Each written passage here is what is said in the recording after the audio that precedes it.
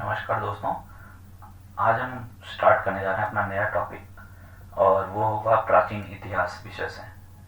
वो प्राचीन इतिहास विषय से नया टॉपिक हमारा होगा और आज हम सबसे पहले शुरू करने जा रहे हैं वैदिक संस्कृति।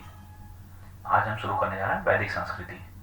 इससे पहले हमने जो लेक्चर बनाया था उसमें हमने देखा था कि इतिहास के कालखंड को किस तरह से विभाजित किया जाता है और हड़प्पा सभ्यता के बारे में, सिंधु घाटी सभ्यता के बारे में हमने देखा था।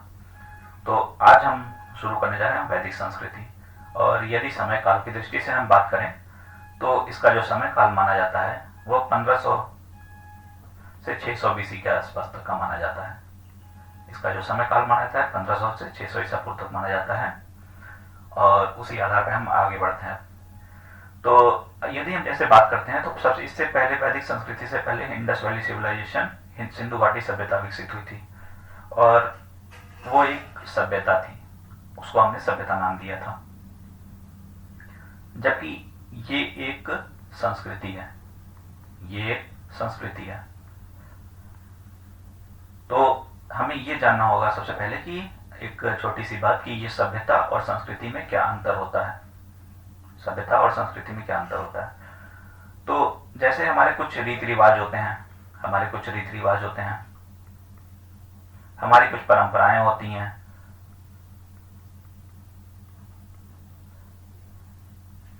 हमारे कुछ आचार विचार आदत होती है, ये सारी चीजें हमारी कुछ होती हैं। ठीक है, हर किसी के साथ में ऐसा कुछ होता है। हर एक सिविलाइजेशन, कोई भी जनसंख्या होती है, कोई भी निवास करने वाले किसी स्थान के निवासी होते हैं, उनके कुछ पर्टिकुलर रीति रिवाज होते हैं और कुछ परंपराएं होती हैं जो प्राचीन काल से उनके समय में चली आ रही हैं, उनके पूर्वजों के दो समय से चली आ रही हैं। तो ये रीति रिवाज, परंपराएं, आचार विचार जब एक बड़े भू क्षेत्र पर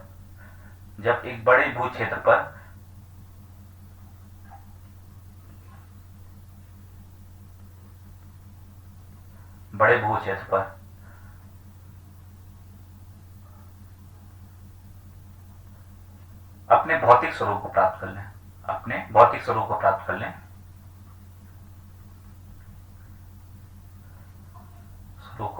लें, तो इसको हम क्या कहते हैं? इसको हम कहते हैं ये सभ्यता है, ये सभ्यता है। वहीं पर अगर संस्कृति की बात करें तो संस्कृति में ये एक भौतिक स्वरूप को नहीं प्राप्त किया जाता है। यदि भौतिक स्वरूप को ना प्राप्त करे तो उसको हम क्या कहेंगे? स्वरूप को प्राप्त नहीं कर रहा है। ठीक है, को प्राप्त ना करे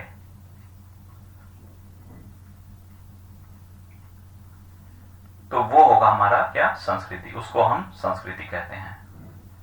और ये हमारा क्या हो गया? ये हमारा सभ्यता हो गया। तो संस्कृति और सभ्यता में ये बेसिक डिफरेंस हुआ कि ये कह सकते हैं संस्कृति एक तरह से हमारी आत्मा है और सभ्यता एक भौतिक स्वरूप है। और संस्कृति एक आदत होती है और जब ये आदत एक भौतिक रूप ले ले तो इसी को हम सभ्यता कहते हैं। और वैदिक उतने भौतिक स्वरूप में विकसित नहीं हुई थी। वैदिक जो है उतने भौतिक स्वरूप में अपने विकसित नहीं हुई थी और जिस कारण से ये एक ग्रामीण स्वरूप में ही रही थी, इसका उतना भौतिक स्वरूप नहीं आया था और इसी कारण से इसको सभ्यता न कह के संस्कृति कहा जाता है। वैदिक जो है, वैदिक एक ग्रामीण संस्कृति थी,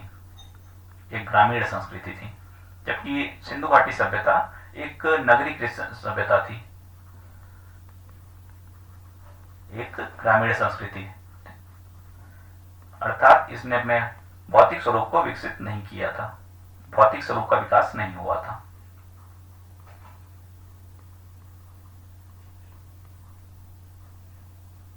भौतिक स्वरूप का विकास इसके नहीं हुआ था। तो अब हम शुरू करते हैं अपना टॉपिक जो है वैदिक संस्कृति। उसके लिए हम नया स्लाइड ले लेते हैं, वहीं से स्टार्ट करेंगे। वैदिक संस्कृति,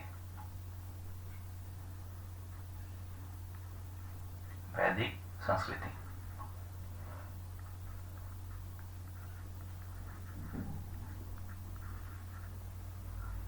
ठीक है, तो जैसा मैंने बताया स्टार्टिंग में ही कि इसका जो कालखंड माना जाता है 1500 से 600 BC का होता है। तो हमने पिछले सिंधु घाटी सभ्यता के समय हमने देखा था कि अगर हम कालखंड का विभाजन करते हैं तो प्रागैतिहासिक काल,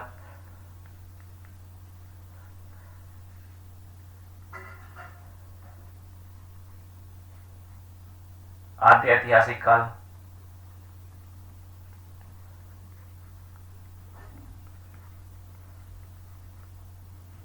और तीसरा हमारा है ऐतिहासिक काल। 3 कालखंडों में हम विभाजन करते हैं। और ऐतिहासिक काल को हमने देखा था कि ये 600 BC से स्टार्ट होता है, ठीक है, और ये 600 BC से पहले की है, अर्थात ये या तो इसमें जाएगी या तो इसमें जाएगा। और दूसरी बार हमने इसको देखा था कि इसमें हमें प्रागैतिहासिक काल में हमें सिर्फ और सिर्फ पुरातात्विक साक्ष्य प्राप्त होते हैं, केवल पुरातात्विक साक्ष्य ही प्राप्त होते हैं और साहित्यिक साक्ष्य में नहीं मिलते हैं। लेकिन वैदिक संस्कृति में हमें साहित्यिक साक्ष्य प्राप्त होते हैं, इसलिए ये पुरातात्विक में भी नहीं जाता है, ये आद्य ऐतिहासिक काल में इसकी कंसीडर किया जाता है। इसे साहित्यिक साक्ष्य में प्राप्त होते हैं, कुछ हमें पुरातात्विक साक्ष्य भी प्राप्त हुए हैं। लेकिन जैसा कि मैंने अपने पिछले क्लास में बताया था कि साहित्यिक साक्ष्य और पुरातात्विक साक्ष्य दोनों एक दूसरे को जब तक प्रमाणित ना करें तब तक वो उसको हम ऐतिहासिक काल में नहीं रखते हैं। और यही कंडीशन यहाँ पे हो रहा है कि यहाँ पे पुरातात्विक साक्ष्य जो मिले हैं वो साहित्यिक साक्ष्य को पूरी तरह से प्रमाणित नहीं करते हैं, और दोनों साहित्यिक साक्ष्य और पुरातात्विक साक्ष्य एक दूसरे से प्रॉपर वे में मेल नहीं खाते हैं, और जिस कारण से इसको हम, और इसमें मेनली साहित्यिक साक्ष्य हमारे पास है, और इसको हम जो रखते हैं वो आद्य ऐतिहासिक काल में रखते हैं।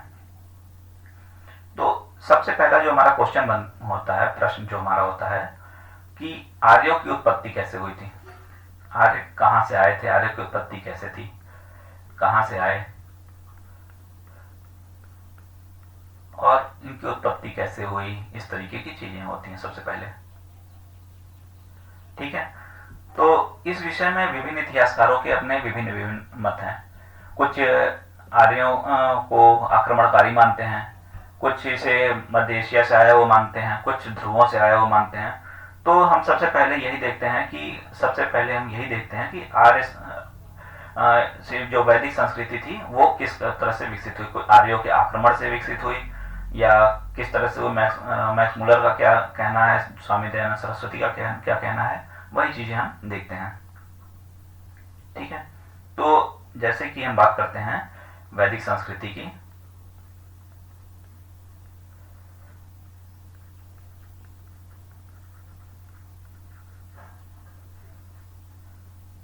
तो यदि हम बात किया जाता है तो इसमें कुछ जैसे हमारे विदेशी इतिहासकार हैं वो मानते हैं कि इसकी जो विकास हुआ था, जो उत्पत्ति हुई थी वो आर्यों के आक्रमण से हुई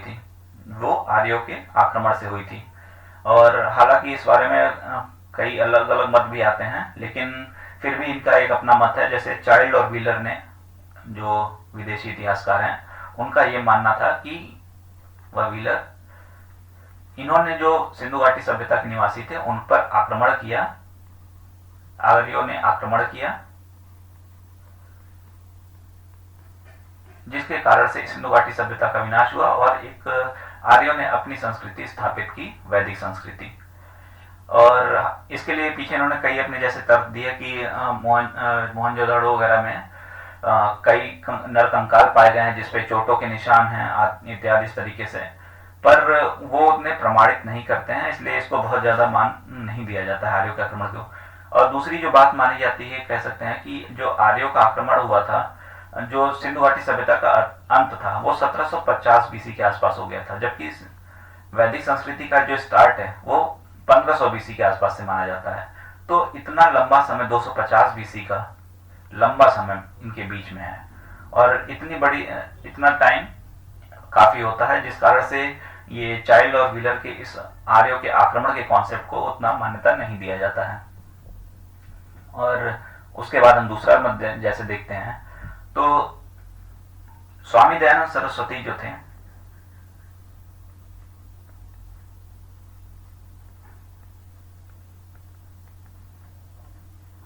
स्वामी दयानंद सरस्वती, इनका भी मानना था कि जो वैदिक संस्कृति है वो आर्यों से डेवलप हुई है, और जो आर्यों से, और ये आर्य जो थे ये तिब्बत प्रदेश से आए थे, जहां से हमारी सिंधु नदी आती है, तिब्बत प्रदेश के से आए हुए थे। इन्होंने अपनी पुस्तक सत्यार्थ प्रकाश में इस बात का उल्लेख किया है। सत्यार्थ प्रकाश में इस बात का उल्लेख किया है कि आर्य जो हैं तिब्बत प्रदेश से आए थे। और उसी प्रकार से बाल गंगाधर तिलक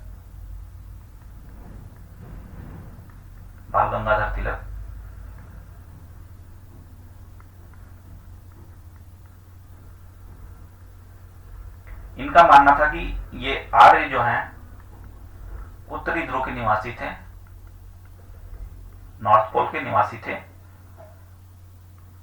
और वहीं से आए थे, कि निवासी थे और वहां से आए थे, वहीं से आए थे।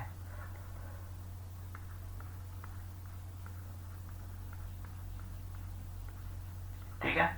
और उसके बाद में ये इस चीज को उन्होंने अपनी पुस्तक आर्टिक होम ऑफ वेदास में, आर्टिक होम ऑफ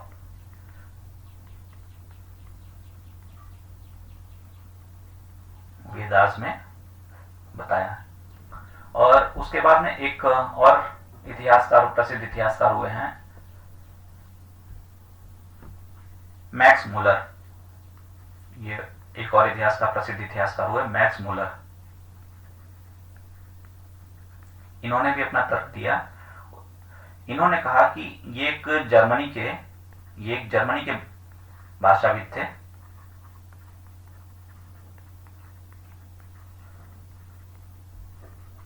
इन्होंने तर्क दिया कि ये आर्य जो थे वो मध्य एशिया के निवासी थे, और वो विचरण करते हुए भारत तक पहुंचे थे, और विभिन्न प्रकार के इन्होंने उदाहरण दिए, तर्क प्रस्तुत किए अपनी बात को साबित करने के लिए।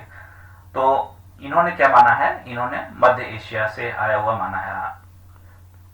तो कुल मिलाकर अगर हम सभी की बात करें तो हम वैदिक संस्कृति का जो उत्पत्ति था, वैदिक संस्कृति की जो उत्पत्ति थी, उसको हम मान सकते हैं कि उत्पत्ति तो इनकी आर्यों से हुई है, और अलग अलग मत किस पे हैं, आर्यों से हुई। और ये किस किस क्षेत्र से है, इस पे विवाद किस पे है कि कहां से आए थे,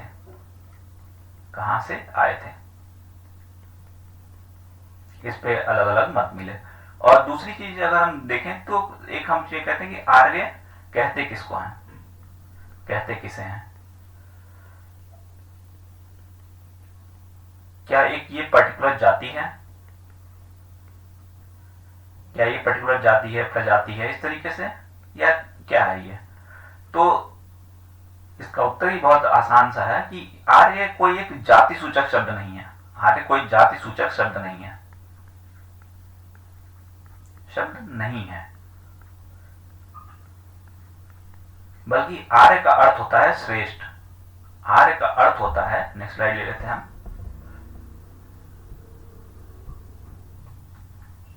आर्य का अर्थ होता है क्या, आर्य का अर्थ होता है श्रेष्ठ।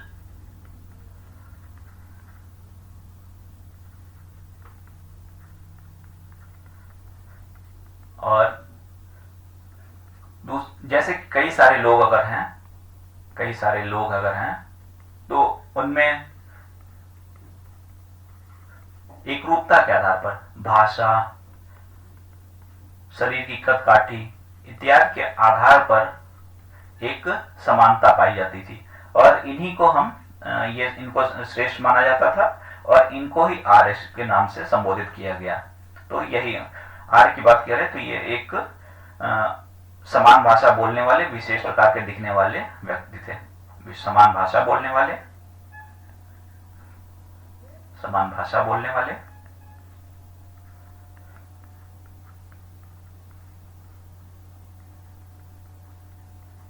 और एक विशेष प्रकार से दिखने वाले हुआ करते थे, विशेष प्रकार से दिखने वाले।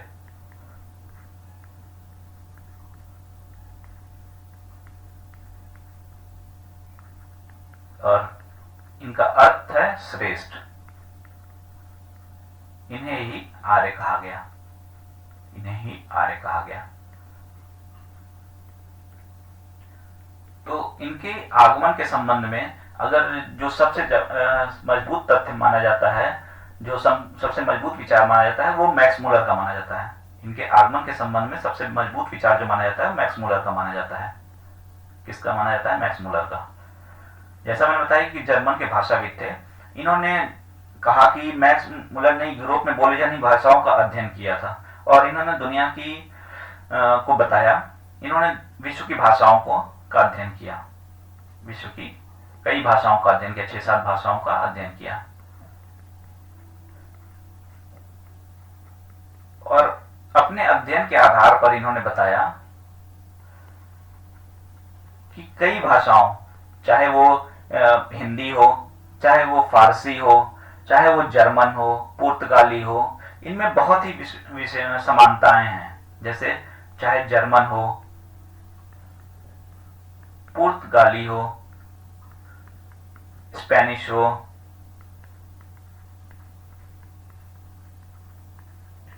भारत की भाषा और फारसी,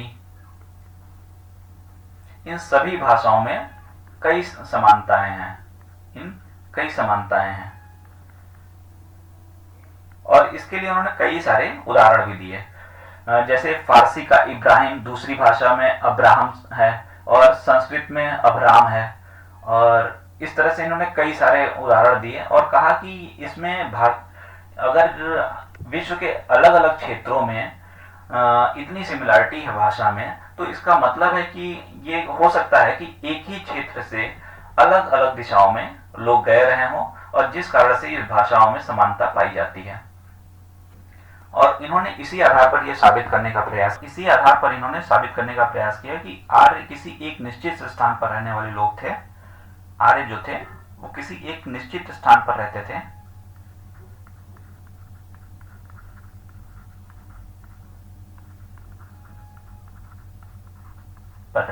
और यहीं से अलग अलग क्षेत्रों में फैल गए, अलग अलग क्षेत्रों में फैल गए। और इस तरह से इनका विकास हुआ। तो मैक्स मूलर ने बताया कि आर्य सबसे पहले मध्य एशिया में रहते थे, मध्य एशिया में रहते थे, मध्य एशिया में रहते थे। और स्टेपीज का मैदान जहां पे है, स्टेपीज का मैदान है, तो इनका कहना था, इन्होंने कहना था कि जो आर्य थे उनका प्रमुख व्यवसाय जो था वो पशुपालन था। आर्यों का जो प्रमुख व्यवसाय था पशुपालन था और इनके पास हजारों लाखों की संख्या में पशु हुआ करते थे। पशुपालन था, हजारों लाखों की संख्या में पशु हुआ करते थे जो घास इत्यादि पर भोजन के लिए निर्भर करते थे। और चूंकि स्टेपीज में बड़ा घास का मैदान था, ये पहले वहीं पे रहते थे। लेकिन धीरे धीरे क्या हुआ, जब पशुओं की संख्या बहुत ज्यादा थी तो वहां की घास खत्म होने लगी। तो आर्य क्या किए, एक स्थान से दूसरे स्थान चले गए इस पशुओं के भोजन की तलाश में, एक स्थान से दूसरे स्थान की तरफ मूव कर गए।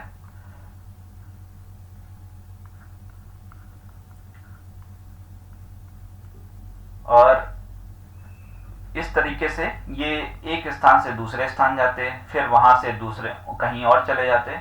इस तरह से ये विचरण करते रहते, ये इस तरह से विचरण करते रहते। और इस तरह से विचरण करते करते ये, और ऐसा नहीं था कि ये एक स्थान पे गए फिर तुरंत ही वहीं से दूसरी जगह चले गए।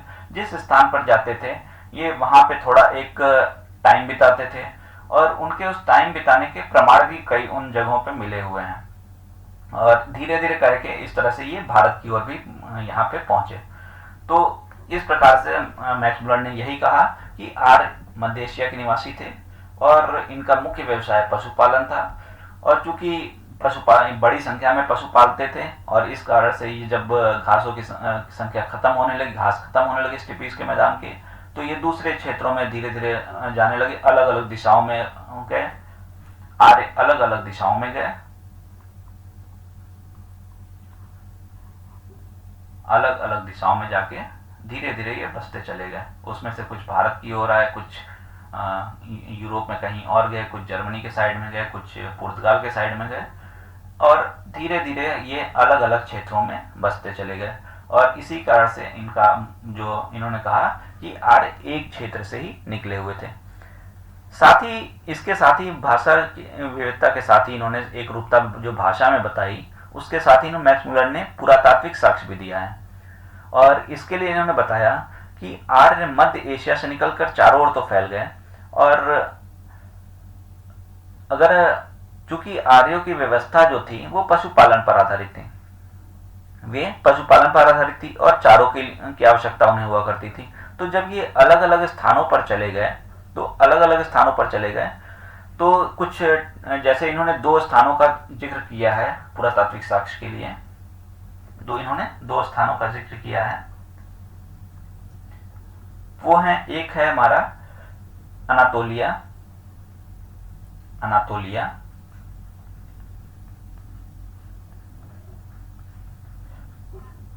जहां पे है बोगस कोई का अभिलेख, है।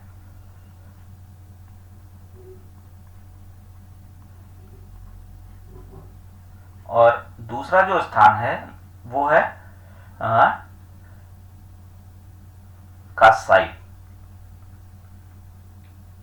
कासाइट, ये अनातोलिया टर्की में है। और ये कासाइट जो है वो इराक में है। तो जैसा कि कह सकते हैं कि अलग अलग क्षेत्रों में गए थे, तो दो क्षेत्र इन्होंने लिए, टर्की आधुनिक और इराक। और इन्होंने बताया कि यहां से अभिलेख प्राप्त हुए हैं, बोगस कोई से अभिलेख प्राप्त हुए हैं और कासाइट से अभिलेख प्राप्त हुए हैं। बोगस कोई और कासाइट अभिलेख प्राप्त हुए हैं। इन अभिलेखों की अगर हम बात करते हैं, यदि हम इन अभिलेखों की बात करते हैं, तो इन अभिलेखों पर कुछ देवी देवताओं के नाम अंकित हैं। इन अभिलेखों पर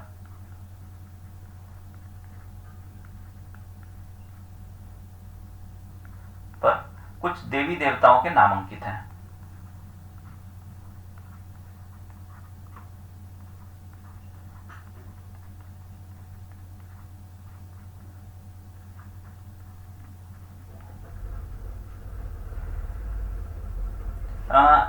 इसमें कहा गया एक बार ऐसा हुआ कि इन दोनों स्थानों के आर्यों के बीच एक भीषण संघर्ष हुआ, और जिसके बाद में जब ये संघर्ष समाप्त हुआ तो इन्होंने कभी फर्दर युद्ध ना करने का निश्चय किया, और जिसके लिए इन्होंने 4 देवताओं इंद्र, मित्र, वरुण और नासत्य की कसम खाई, और वे कहा कि वह भविष्य में कभी भी युद्ध नहीं करेंगे। तो इन दो क्षेत्र जो हमारा कौन सा था, अनातोलिया स्थान पे बोगस कोई और कासाइट इराक में टर्की, इन दोनों स्थानों पर रहने वाले आर्यों के बीच में क्या हुआ, युद्ध हुआ।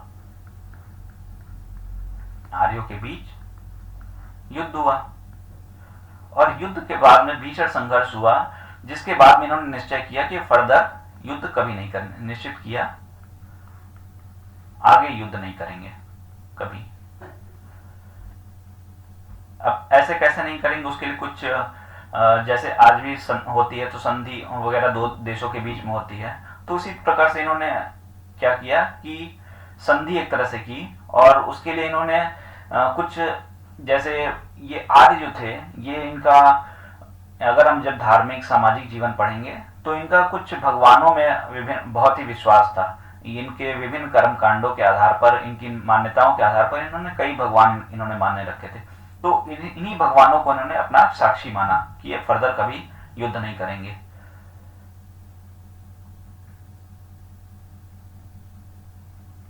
और इन्हीं भगवानों को इन्होंने साक्षी माना। और जिन 4 भगवानों का उल्लेख किया गया है वो हैं इंद्र, मित्र, वरुण, नासत्य। कई बार एग्जामों में यह भी पूछा जाता है कि इन अभिलेखों में किन भगवानों का उल्लेख किया गया, किन देवी देवताओं को उल्लेख है। तो एक ये तो हो गई सिंपल सी बात कि उल्लेख किया गया, लेकिन इससे निष्कर्ष क्या निकलता है, हमें वो देखना है। इससे निष्कर्ष क्या निकलता है जिससे हम ये कह सकें कि हाँ, आर्यों के निवास के संबंध में कहा जा सके। तो चूंकि ये रहने वाले, तो अगर ए और बी हम कह दें तो रहने वाले तो अलग अलग क्षेत्रों के थे, लेकिन इनके भगवान में क्या है, समानता है। आखिर दो स्थानों के लोग एक ही भगवान को साक्षी मान रहे हैं, अर्थात और इतनी दूर में रहने वाले लोग एक ही भगवान को साक्षी मान रहे हैं। इसका अर्थ क्या होता है, इसका अर्थ ये निकलता है कि ये किसी एक स्थान से ही निकले होंगे, एक इनके पूर्वज कोई एक ही रहे होंगे और वहीं से ये दूसरे स्थान पर चले गए हैं, और जिस कारण से इनकी मान्यताएं भगवान के संबंध में एक ही हैं। और अगर हम बात करें भारत के संबंध में, तो हमारे भी देवता इंद्र वरुण हमारे यहाँ भी देवता माने जाते हैं। तो इस प्रकार देवी देवताओं के आधार पर मैक्स मुलर ने भी यह साबित करने का प्रयास किया कि आर्य किसी एक निश्चित स्थान पर रहने वाले थे और वे चारे की तलाश में अलग अलग दिशाओं में चले गए, क्योंकि उनका प्रमुख व्यवसाय क्या था, पशुपालन।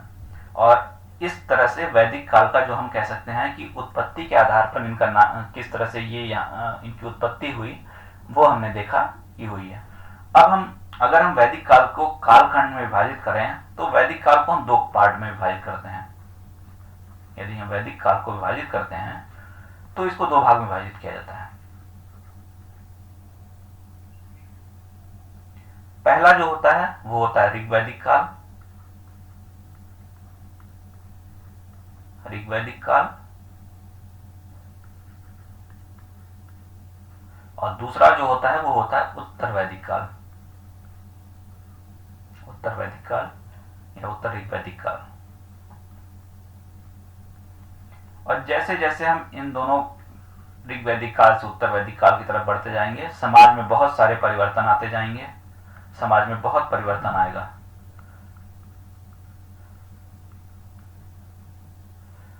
और उसी परिवर्तन को हम अध्ययन करेंगे अपने नेक्स्ट पार्ट में। अगर हम यहीं पे देखना चाहें तो ऋग्वैदिक का जो समय काल हम मानते हैं वो हम 1500 से 1000 मानते हैं, और 1000 से 600 हम मानते हैं बीसी उत्तर वैदिक काल का। तो हम अपने नेक्स्ट पार्ट में देखेंगे कि ऋग्वैदिक काल की क्या विशेषताएं हैं, किस तरह से इनका सामाजिक जीवन था, किस तरह से इनका धार्मिक जीवन था, किस तरह से इनकी आर्थिक परिस्थिति थी, और सेम टाइप से उत्तर वैदिक काल में लोगों का जीवन किस प्रकार से, क्या क्या परिवर्तन आए ऋग्वैदिक काल से उत्तर वैदिक काल की तरफ जानते समय। इसको हम अपने नेक्स्ट पार्ट में देखेंगे। आज के लिए ही इतना ही रखते हैं। Okay, thank you.